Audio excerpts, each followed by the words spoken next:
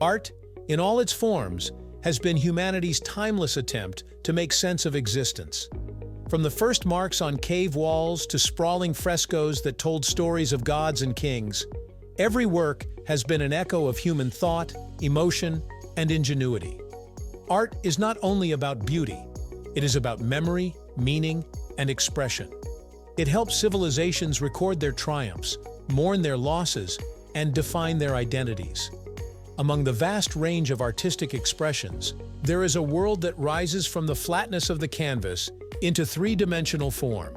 The world of art that we can walk around, touch, and experience from every angle. It is in this world that our question emerges. What is the difference between a statue and a sculpture? A question that might seem simple but reveals a deeper story about how we view art itself. Right here on History of Simple Things.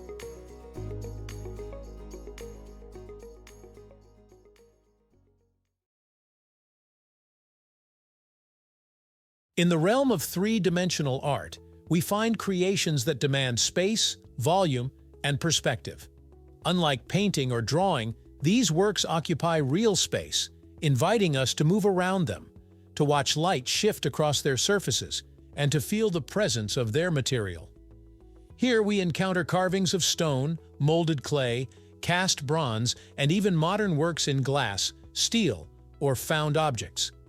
From functional pottery to architectural reliefs to commanding standalone pieces, three-dimensional art is vast and varied. It is on this stage that statues and sculptures stand, seemingly alike at first glance, yet divided by deeper differences of art, intent, and meaning.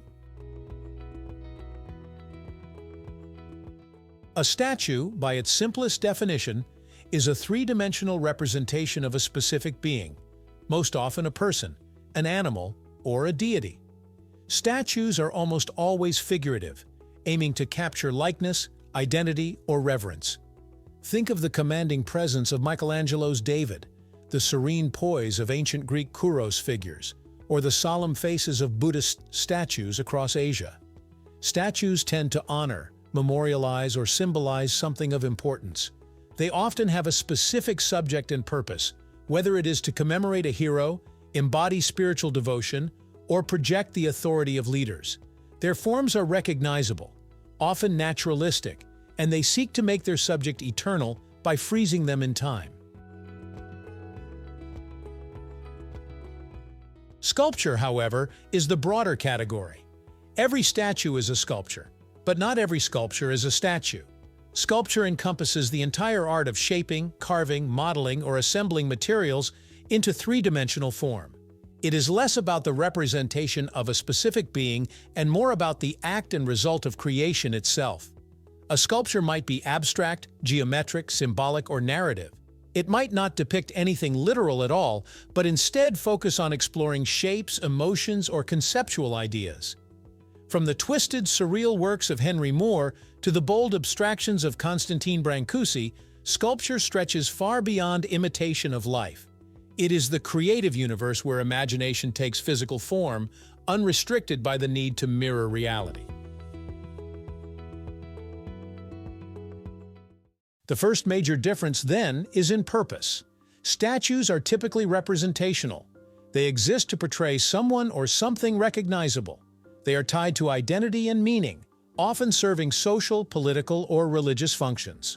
Sculptures, on the other hand, may or may not serve these roles. A sculpture might aim purely to explore material, form, and idea without tying itself to a recognizable subject. Where a statue anchors itself in reality, a sculpture can soar into abstraction. This distinction is why we don't refer to Picasso's fragmented, imaginative bronze figures as statues, even though they are three-dimensional works of art. The second distinction lies in scope. Sculpture is the overarching art form, while a statue is a specific type within it. To imagine this, think of sculpture as a tree, and statues as one of its strongest branches. Under sculpture, you find a spectrum that includes statues, reliefs, installations, kinetic works, and abstract pieces. Statues live within this spectrum, limited by their need to portray identifiable forms, whereas sculpture has no such limitation. This explains why statues are often found in public squares, temples, and gardens, meant to communicate clear meaning to the viewer, while sculptures might be housed in galleries, museums, or even unconventional spaces where interpretation is left entirely open. A third difference lies in the relationship between material and message. Statues have traditionally been carved from enduring materials like marble, bronze, or granite. This ensured their subjects, emperors, saints, or heroes, would be remembered across generations, with the permanence of the medium reflecting the permanence of their importance. Sculptures, however, are not bound by such constraints. They may be monumental or deliberately fragile, made of stone, metal, sand, or even recycled plastic. Some are designed to last, others to fade quickly, challenging our ideas of permanence in art. This freedom shows how sculpture, unlike statues, is not tied solely to representation, but to limitless forms of expression.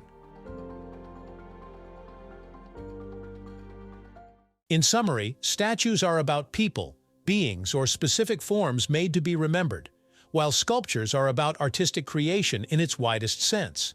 A statue has a subject. A sculpture has a concept. A statue demands recognition. A sculpture invites interpretation. The two terms overlap, yet they are not interchangeable. Calling every sculpture a statue would limit the boundless imagination of art, and calling every statue a sculpture might erase the specificity of human representation that statues embody. Their coexistence in language reflects their coexistence in art, one precise, the other expansive. Throughout history, statues and sculptures have stood side by side. Statues remind us of those societies chose to honor, pharaohs, emperors, and generals, embodying continuity, memory, and reverence. Sculptures, meanwhile, widen the story, revealing not only who we were, but how we think, dream, and innovate.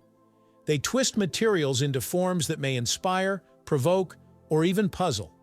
Both enrich our cultural heritage, but in different ways. Statues connect us to the past, while sculptures open the door to imagination and possibility. In the end, statue versus sculpture is not a contest, but a clarification. Statues immortalize faces and symbols, while sculptures embrace limitless forms of expression. Together, they show the power of three-dimensional art, to capture likeness, transcend it, and speak in ways words cannot. Thank you for watching.